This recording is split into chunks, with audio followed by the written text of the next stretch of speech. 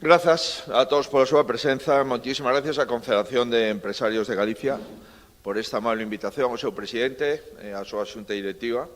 Grazas ao presidente da Xunta de Galicia pola súa presentación, que acaba de rematar. Como agora, pois, aquí nadie depende de min, hai que entender que todo o que dixo é exactamente certo e, por tanto, o agradece de forma sinxela. É un placer estar na casa. Digo estar e non volver, porque, de algún xeito, Galicia sempre vai con un. Todos os galegos sabemos que é inevitable que para calquera de nós estar en calquer sitio de España ou do mundo sempre levamos Galicia con nós. Moitas grazas ás conselleiras e conselleiros que forman parte do Goberno da Xunta e moitísimas gracias a tantos amigos, tantas persoas que coñecín, que traballei con eles durante moito tempo, como decía Alfonso. Foron 19 anos en Galicia, 2 no goberno do presidente Fraga, 4 na oposición, 13 largos no goberno da Comunidade Autónoma e, polo tanto, prácticamente 2 décadas da miña vida traballando dende a Xunta de Galicia, ademais de outras temporadas previas entre o ano 1985 e 1996. Grazas de verdad, para mí é unha honra volver aquí e poder falar con xente dar a miña opinión sobre algunhas cuestións que están sucedendo en España. Por suposto, unha pequena e rápida reflexión sobre importantes asuntos que creo que cando nos estamos habituando a eles, porque o vivimos dentro, non lle damos a importancia que teñen. Me refiro á estabilidade económica, social e política que vive Galicia dende fai 15 anos consecutivamente. Digo que estoy en Galicia, pero seguro que todos los que estamos aquí tenemos en nuestros corazones lo que está pasando, lo que ha pasado en la Comunidad Valenciana. Son inevitables muchas veces los accidentes. Eso es verdad. Acabamos de tener uno durísimo en una residencia de tercera edad en Zaragoza, donde hay 10 personas fallecidas y 2 personas muy graves en el hospital. Pero lo cierto y verdad es que en este momento, además de darle nuestro ánimo a la Comunidad Autónoma de Aragón, el dolor que sentimos todos los españoles por los más de 220 muertos que hemos sufrido en la riada de Valencia y en las danas de Albacete y Andalucía. Lo cierto y verdad es que esos familiares, todavía otros que están buscando a los desaparecidos, y en conjunto de la sociedad española estamos todavía impactados por esos hechos. Y en este punto permita que agradezca la ayuda desde todas las comunidades autónomas que se han mandado a la Comunidad Valenciana. Ha sido emocionante ver a presidentes de gobiernos autonómicos, alcaldes, alcaldesas, ver cómo todo el mundo se volcó en esa ayuda imprescindible para esa comunidad que es una de las principales economías del conjunto de España. Se envió ayuda desde cualquier lugar de España sin que Valencia tuviera que pedirla. Se ofreció lo mejor que tienen las comunidades autónomas, que son sus capacidades y sus empleados públicos en el ámbito de la prevención, y se puso a disposición la experiencia de las comunidades autónomas en favor de la Comunidad Valenciana. He hablado en estos días del dispositivo solidario, y para mí es un honor, como presidente del Partido Popular de España, el que 15.000 personas de las comunidades autónomas gobernadas por el Partido Popular se hayan desplazado a la Comunidad Valenciana y que en el día de hoy estén trabajando más de 4.500 personas, trabajadores, empleados públicos de estas comunidades autónomas del Partido Popular en la comunidad todavía 15 días después de los hechos, y estoy convencido que quedarán y continuarán hasta que restablezcamos los servicios básicos. Solo Galicia ha enviado a la Comunidad Valenciana efectivos del Grupo Operativo de Actividad Subacuática, de la Policía Autonómica, del Grupo de Apoyo Logístico de Intervención, por supuesto la Dirección General de Emergencias e Interior, bomberos forestales, conductores, agentes ambientales, el helicóptero de Pesca 1, vehículos todoterreno, furgonetas, motobombas, bulldozer. En definitiva, el presidente Rueda y su gobierno han tomado la decisión de remitir más de 300 personas a la Comunidad Valenciana. Y os aseguro que cuando hablo con los alcaldes, pues todos ellos refieren el excelente trabajo de los profesionales gallegos allí en sus ayuntamientos, los que están trabajando y ayudando. En mi opinión, era lógico en un país donde todos estamos concernidos por una tragedia así, pero además es que es lo humano, y es lo humano porque tanto dolor no puede resultar ajeno. Lo humano en una situación así no deja cabida para la inacción, para la espera o para la omisión del socorro al prójimo. Así que gracias de corazón, en nombre del conjunto de los españoles, por la solidaridad, la colaboración y el refuerzo de la unidad en los peores momentos de nuestro país que hemos tenido desde Galicia. Pido que esa respuesta colectiva se extienda en el tiempo que sea necesario.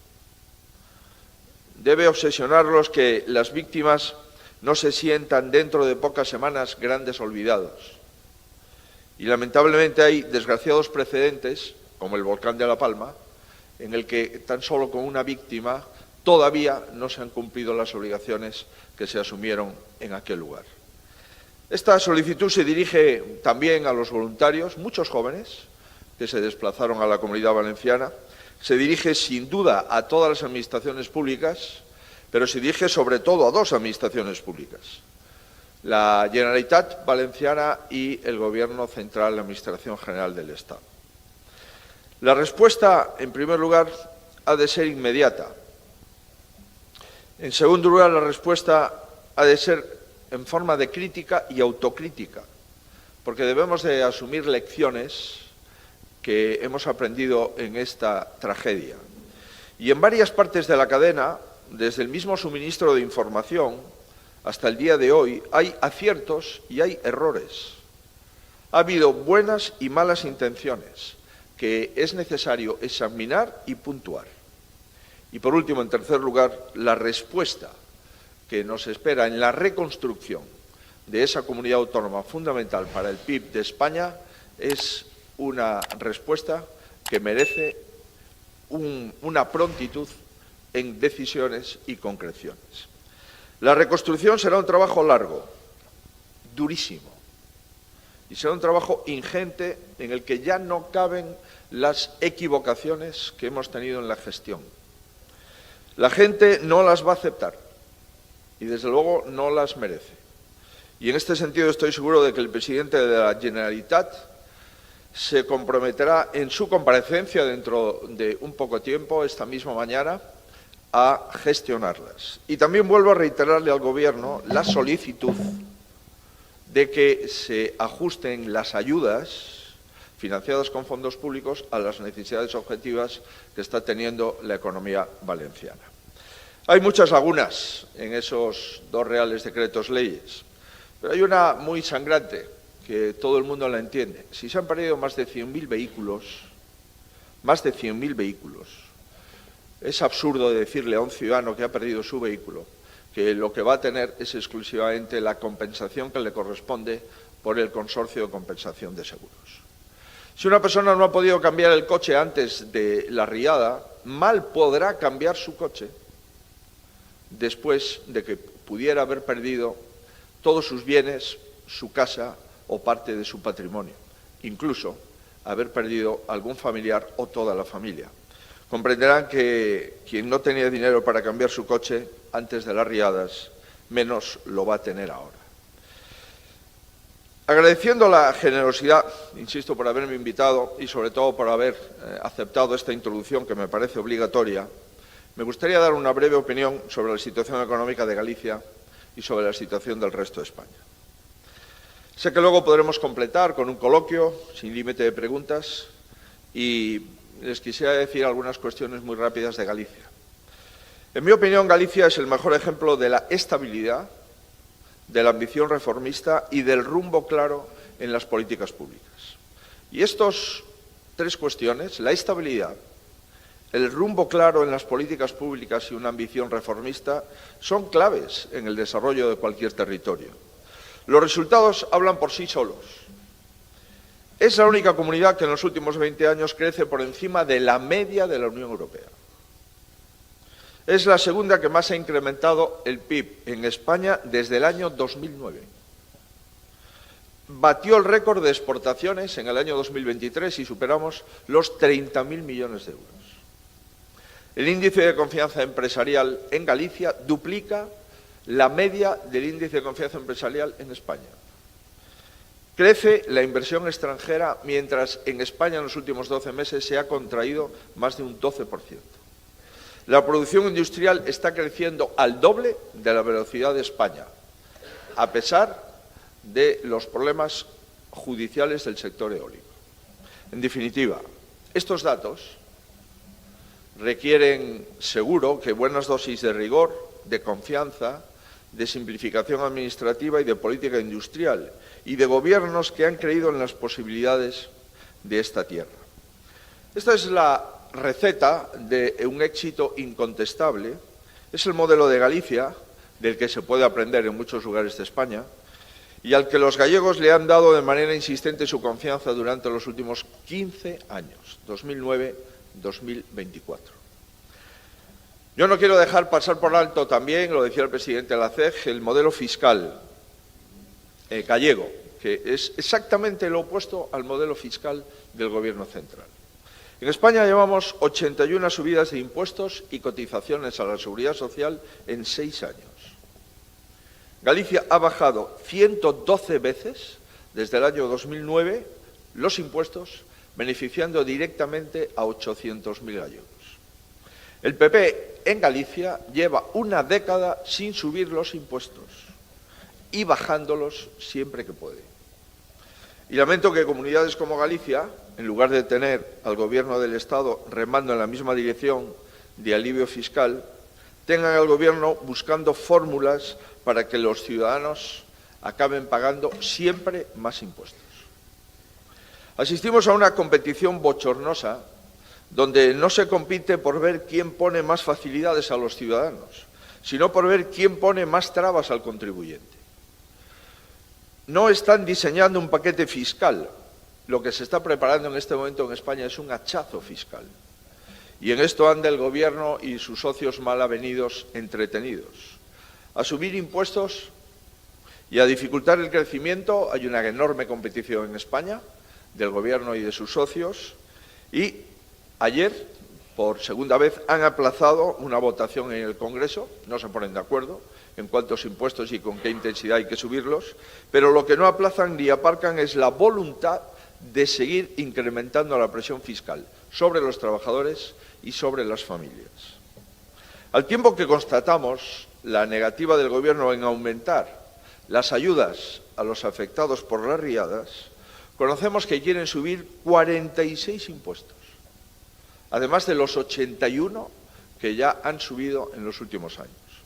Y al tiempo que conocemos mordidas en los contratos del Gobierno, que están siendo investigadas en la Audiencia Nacional y en el Tribunal Supremo, vemos también al Gobierno luchar con uñas y dientes para asfixiar todavía más la economía de los trabajadores y de las familias.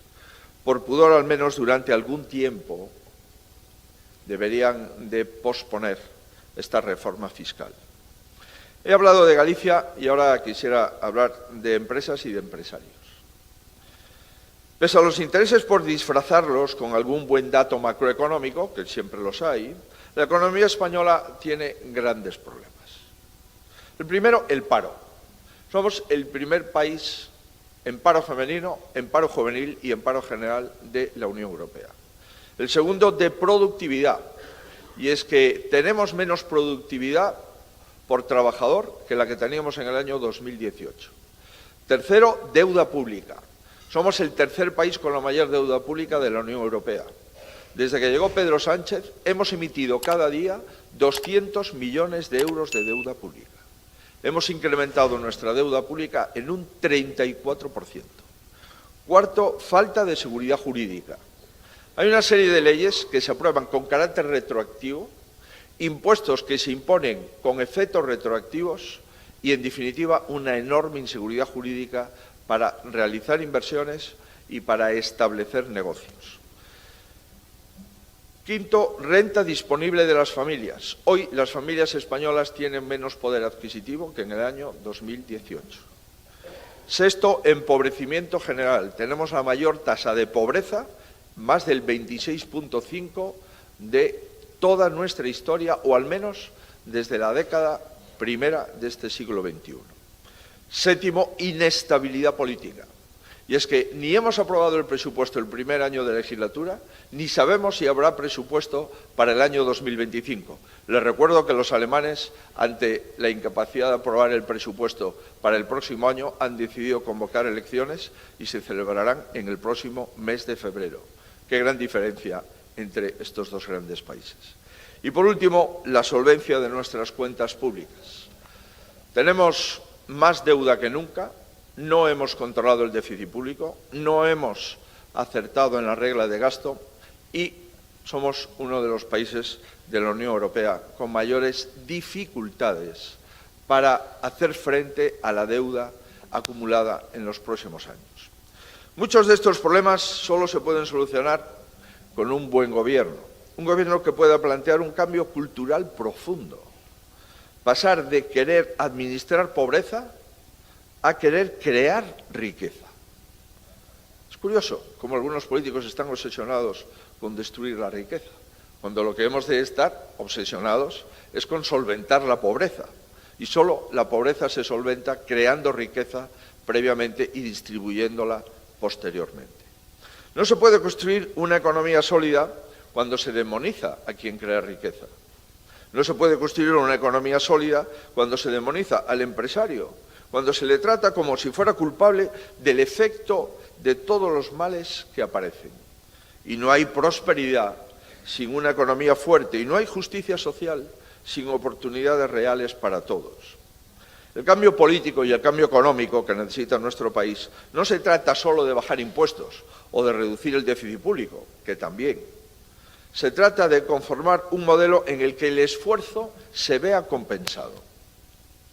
De tener un país en el que valga la pena trabajar, de tener un país en el que el trabajo se le da un enorme valor, de tener un país donde innovar, donde esforzarse y donde invertir sean las claves del éxito social. En mi opinión, este es el gran reto. Y no podemos esperar a que las cosas mejoren por sí solas. Los problemas estructurales de nuestra economía no se solucionan con más gasto improductivo, ni con más parches.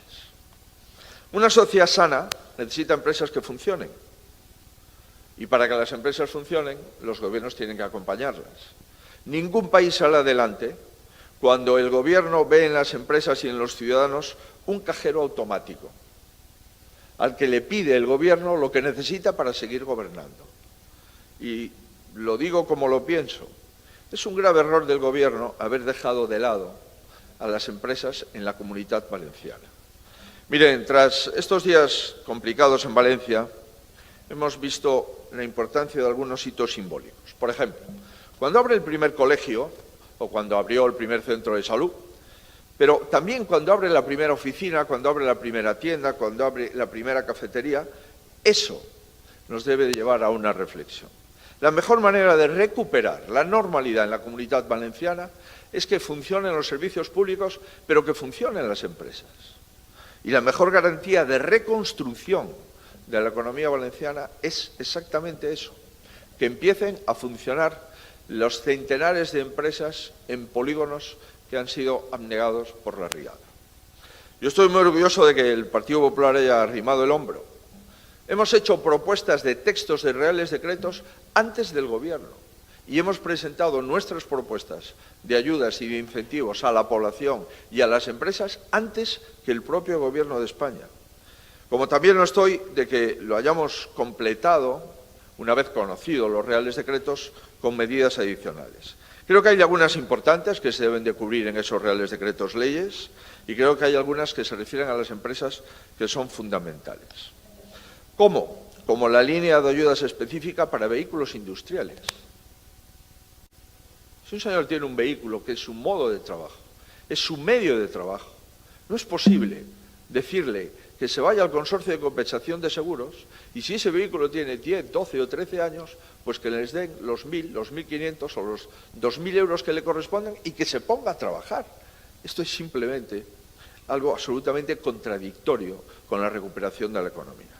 Hemos de hacer modificaciones necesarias para garantizar los ERTE de fuerza mayor. Las mismas bonificaciones a la seguridad social de los ERTE de fuerza mayor en aquellos casos de permisos retribuidos que puedan incidir de manera directa en el desarrollo de la actividad de la empresa. Un plan de contingencia con todos los medios necesarios para que los trabajadores afectados por un ERTE o un ERE puedan recibir sus prestaciones en plazo. Eso es algo fundamental. O la necesaria ampliación de protección de los trabajadores autónomos, con la inclusión de aquellos autónomos que estaban en el lugar de los hechos, pero que no viven allí y que, de acuerdo con las ayudas, no podrían cobrar las ayudas que solo se refieren a los que viven en los municipios afectados. O del mismo modo es urgente que se aprueben medidas fiscales. ¿Cómo es posible decirle a un ciudadano que le vamos a exonerar del IBI del año 2024, que ha perdido su casa, y le van a cobrar el IBI del año 2025? ¿Cómo es posible decirle a un ciudadano que le vamos a exonerar del impuesto de actividades económicas parcialmente en el 24, cuando su problema es el 25? ¿Cómo no vamos a bajar el impuesto de construcciones si tenemos que reconstruir miles de viviendas? ¿O cómo no vamos a aplazar el impuesto de la renta a personas que se han quedado sin trabajo? No se puede exigir que las empresas paguen más impuestos cuando van bien y no ofrecerles el alivio ante una catástrofe como la que estamos viviendo en la comunidad. No habrá reconstrucción sin actividad económica, no habrá actividad sin empresas y no habrá empresas si no damos las mayores facilidades para que la recuperación sea lo más inmediata posible. También es esa una responsabilidad de todos y yo espero que todos estemos a la altura. Termino ya, porque lo importante es lo que ustedes me quieran preguntar. Y lo hago dando unas breves pinceladas de lo que me hubiese gustado que fuese mi discurso aquí, si la catástrofe de la Comunidad Valenciana no estuviese lamentablemente de actualidad, pero una vez que he visto lo que he visto allí, les aseguro que nunca he visto una catástrofe de estas dimensiones. Nunca he visto una emergencia nacional como la que se ha producido en la cuarta economía de España. Y nunca he visto un impacto en las infraestructuras.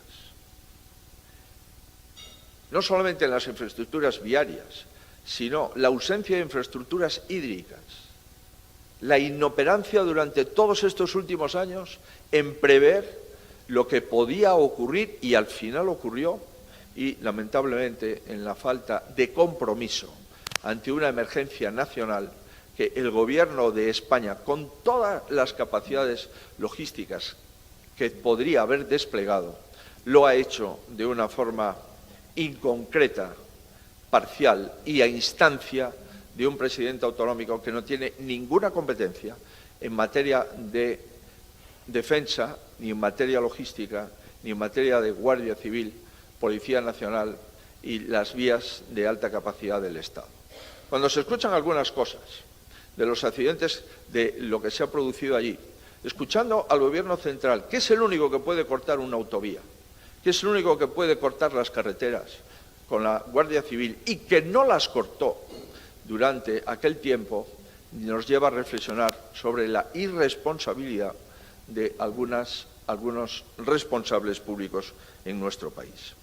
Hoy la reconstrucción de Valencia es lo urgente, pero España, en su conjunto, no tiene tiempo que perder para resolver los problemas de nuestra economía. El nuevo contexto económico, efectivamente, elecciones en Estados Unidos, los retos de la Unión Europea ante la nueva Comisión, está marcado por la competitividad y por la industria.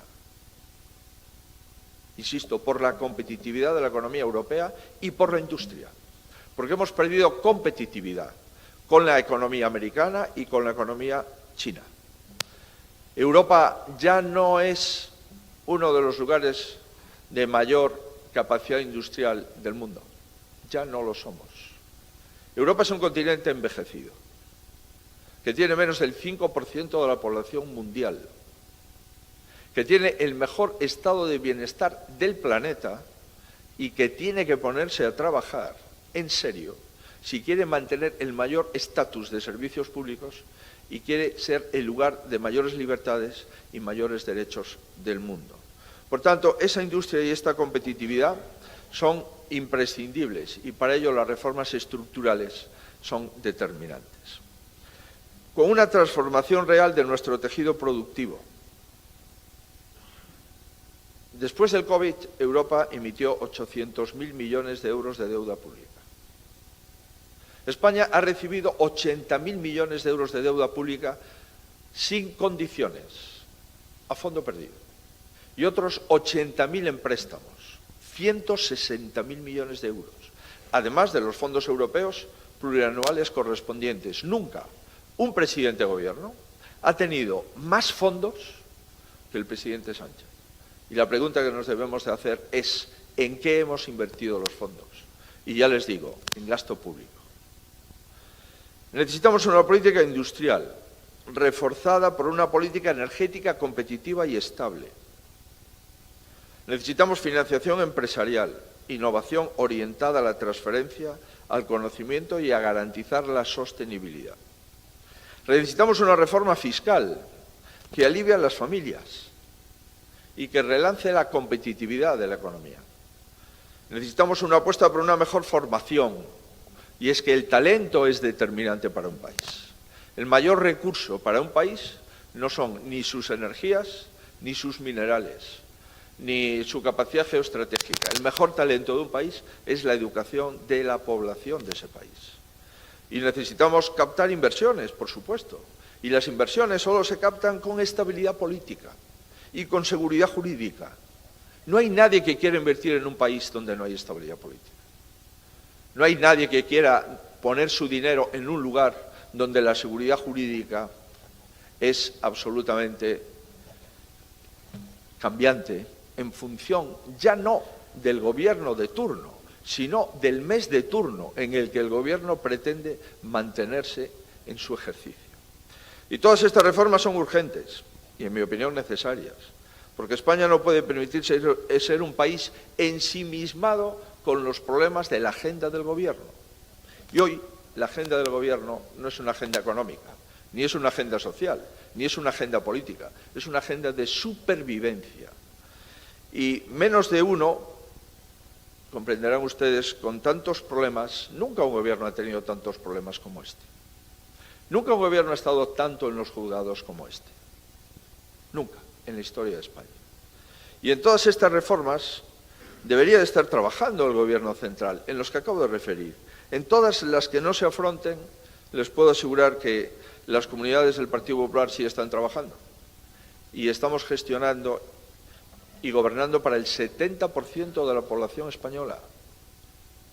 Por tanto, cuando el Gobierno arroga los buenos datos, siempre los arroga para sí, cuando muchos de esos datos son como consecuencia de gobiernos estables en comunidades autónomas gobernadas por un signo distinto al conjunto de galimatía y de coalición electoral que gobierna, o mejor dicho, intenta gobernar en España.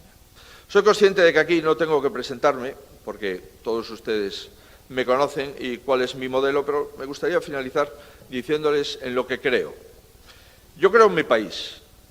Si no creyese en mi país, no me hubiese ido de aquí a intentar colaborar, como decía el presidente de la Xunta, en un proyecto que se llama España. Yo creo en un país en el que todo el mundo sienta que vale la pena trabajar. Creo en un país en el que el esfuerzo tenga recompensa. Creo en un país en el que las personas y las familias tengan más facilidades para su proyecto vital y su proyecto laboral. Yo creo en un país en el que las empresas no tengan miedo a crecer y no tengan miedo a internacionalizarse. Creo en un país donde la política no aliente la división, ni el enfrentamiento, ni los muros, y en el que el ejemplo de una sociedad unida nos siga inspirando, como hemos tenido décadas en España, en el que los políticos lo que intentábamos era unir a la sociedad y no fracturarla, en la que los políticos buscábamos los consensos básicos y no el enfrentamiento permanente. Y desde luego creo en un país donde el gobierno tenga como único objetivo ese país, no mantenerse en el gobierno. Esa es la gran diferencia entre unos políticos cuyo único objetivo es permanecer unos trienios más en la política que otros políticos cuyo único objetivo es servir el tiempo que los ciudadanos quieran por que sus políticas sean útiles, no creen problemas, busquen soluciones y que cuando uno se va de un sitio pueda hacer un balance positivo de su actuación junto con sus compañeros. Yo creo en ese tipo de políticas y como comprenderán ustedes, ya a mi edad no voy a cambiar. Muchas gracias.